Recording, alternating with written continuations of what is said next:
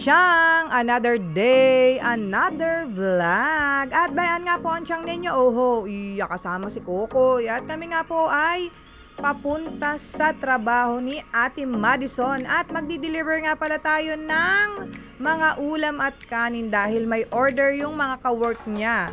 At bayan na nga po tayo nalalapit na or malapit na tayo dumating sa kanilang store. At bayan nga po pala, maganda po dito. Kahit po traffic ay maganda po sa lugar na ito. At bayan nga po pala, ang gagawin ko po, iabot ko na lang po sa Kuya Guard para po hindi na ako papasok sa loob. At kami po ay nagmamadali din at para nga pong uulan at para hindi kami maabutan ng malakas na ulan. At kami po ay pupunta sa Quiapo, sa Raon. At bayan nga po, ako'y nag-back ride kay Papa. At kami nga po ay pupunta sa Quiapo. At bibili po kami ng parts ng washing machine dahil nga medyo matagal na pong sira yung ating washing. 2 months na ho. At ganayon katagal na akong nagkukuskos, nagbabras ng maaming mga damit. Ay ipapakita ko ho sa inyo ang mga daanan. At sa ngayon ho ay hindi pa ganayong ka-traffic dahil ho walang pasok at Sabado ay medyo maluwag ang kalsada at kaunti lang ho ang traffic. At andito po tayo ngayon sa Timog Avenue going to Quezon Avenue. At ba ito nga po habang traffic pa ay pila-pila po ang mga motor dito sa may bandang unahan Hinihintay na lang po naming mag-go at para po dire-diretso ang ating biyahe. Napakaluwag po ng kalsada dito, talaga pong maganda dito sa lugar na ito, malawak po ang kalsada.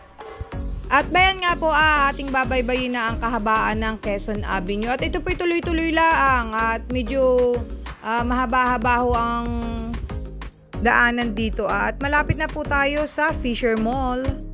At diyan po kami laging nagmi-meeting ng aking mga ka-team sa Wheatgrass nung ako po ay nagtatrabaho pa sa Mercury Drugstore. At madalas nga po kami dito at malawak po itong mall na ito at maganda rin po. At yan nga po, tuloy-tuloy lang po ang biyahe natin hanggang sa makarating tayo sa Quiapo. Pwede nga po at tayo'y dadaan na dito sa G. Araneta Underpass. At bayan nga po, tingnan ninyo po at medyo mahaba-haba po ito. At bayan nga po, atin ang babaybayin at medyo madilim nga po dito. Wala pong ilaw. Kaya po pero ito po, dire-diretso lang po. Nagliwanag na po at yan nga at madadaanan nga po pala natin dito ang Santo Domingo Church. At dan nga po madaming artificial na halaman. Yan po ang mga plastic.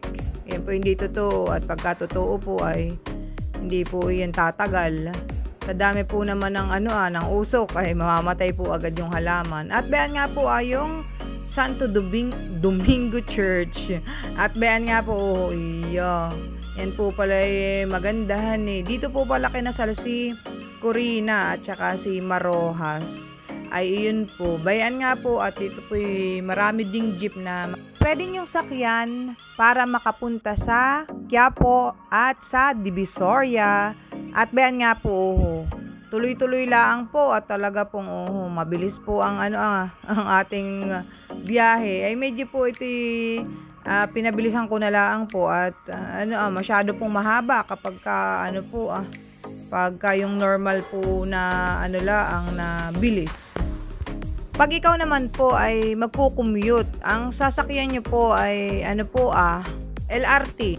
Ang baba po ay sa Recto Station.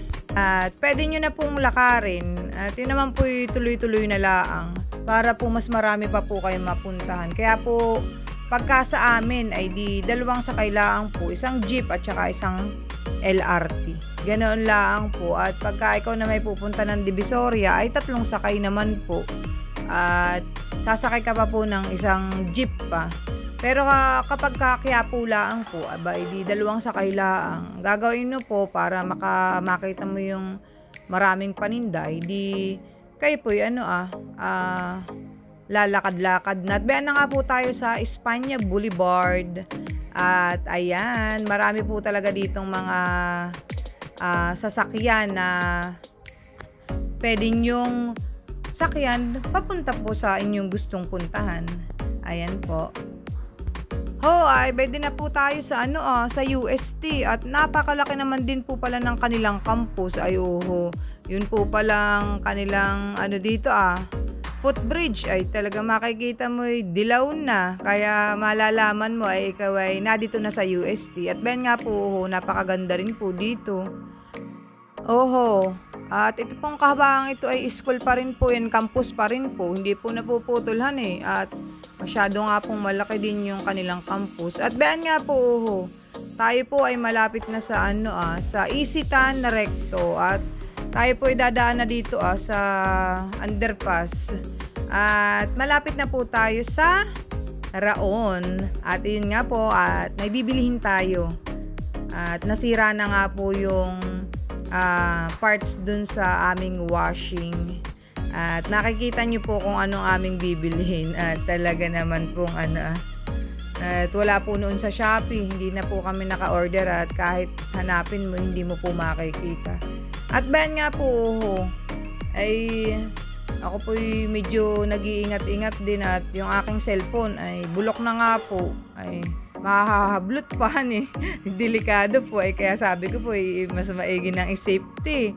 At syempre po, mahal naman po ang mga cellphone ngayon. Kaya po talagang wala pa pong budget para doon, para pambili ng bago. Kaya po ito lang po muna, kung ano pong mayroon ay atin pong pagtiyagaan. At ito po medyo matagal na rin po. At ito bigay lang din po sa akin. Hindi ko na po babanggitin ang pangalan na nagbigay. Basta ito bigay lang din po. At bayan nga po, kami po yung nagparking dito. Ang parking po ay 30 pesos. At dito po pala may school din ng police, yung po mga nag-criminology. Ba't nga po tayo pumunta dito sa DCO. At dito po yung maraming parts ng mga iba't ibang klase ng washing, ganyan. Pero kami po ay nag-try din lang at baka po nga meron ay di pagka ganito po ay mall ay syempre po baka po pwedeng i-return. At ito po yung hanggang 4th floor po ata sa taas. At pagpunta nga po namin dito ay wala naman po palang available. Abayan nga po at kami maghahanap ng pwedeng bilhan. At meron nga po sa aming nag-offer. I-repair na lang daw po niya ay 650. Ay hindi na po pumayag yung aking asawa at sabi po niya siya na lang magre-repair. At biruin mong 650. Napakamahal po. Bayan nga po at kami naghahanap, tapos ay bigla po kaming naabutan ng napakalakas na ulan, ay wala po kaming dalang payong at kami po yung nagpapa-selfie na lang dito. Dito po sa aming pinuntahan ay marami pong nagtitinda ng mga trophy, ng mga gitara, mga video okay. At bayan nga po si kuya, ayan po yung nasira sa aming washing at bumilog po. At yan po yung square ay ang nangyari po ay na-lost thread na po. Kaya ayan, kami bibili ng bago. At ang halaga nga po pala na yan ay 650. Ay tinawaran po namin ng kami po tumawad. Ay ang binigay lang po ay hanggang 600. Ay ben nga po At kung hindi naman po sabi ko, kung hindi gagana ay paano po iyon. Ang sabi po ni kuya ay change item lang daw po. Ay sabi ko po kami po pumayag na at 600 na po ay bakal na po yung nasa loob. At ben nga po marami po ditong parts ng mga electric pan. Kami po bumili rin nung para sa electric pan na panghigpit at medyo nag-crack na po. At ben nga po kami po bumibili ng pasalubong para sa aming anakis na malalaking donut. Ito daw po sikat, sabi po. Ay ditinry po namin. Ay ben nga po at medyo mura-mura nga po at may 5 piso isa malalaki, tapos ay 3.20. Tapos ay meron din po itong sobrang lalaking donut ay 35 pesos. At ben nga po si ate todo lagay. Ay marami din naman po isang plastic yung binili ko ay nagkakahalaga po ng 115. At iyon, para maraming makakain at para po sina Ate Mandi, sina Kuya Bumbum makakain. At bayan po yung lutuan nila kaso nga lang po ako hindi na tumikim at ayoko po ng ganayong texture. Siyempre po magkakaiba po tayo ng panlasa, kaso nga lang po pagka sa donut gusto ko po malambot. Ayoko po nung parang ganoon po. Siyempre po magugustuhan ng mga bata at ako po medyo rin sa matamis, kaya din po siguro ayaw ko nang kumain. Pag naedad na po pala nawawala na ng gana sa mga matatamis po. At bayan nga po, binilang ko lang sa inyo may mga sprinkle at paborito po niya yan. At si Papa nga po ay nanghingi dito ng isang donut at siya daw po nagugutom na tanong oras na po at kami po naabutan na ng tanghali at grabe po ang ulan. Bayan nga po at dito po maraming leche plan 60 lang po. Tapos depende po kapag may ube leche plan 75, pagka may halaya lang po ube halaya 60. Hindi ko na po napasok yung loob at ako naman po hindi bibili, nakakahiya naman po. At nandito po tayo ngayon sa Marikina dito sa itaas at malapit na po yung United Nations nila Kurt. Sa kanila po Dominican Republic naghahanap po ako. May binigay naman po sa akin yung ate, yung tindera. Kaso nga lang po 1,200. Medyo mahal. Hindi po pala medyo mahal. Mahal po talaga. Tapos wala pa pong sapatos.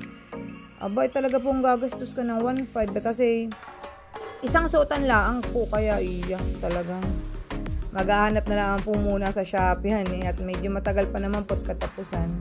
Kung hindi pa po kayo nakaka-subscribe, please subscribe to my small YouTube channel para po lagi kayong updated at sana po ay nag-enjoy kayo. Bye-bye!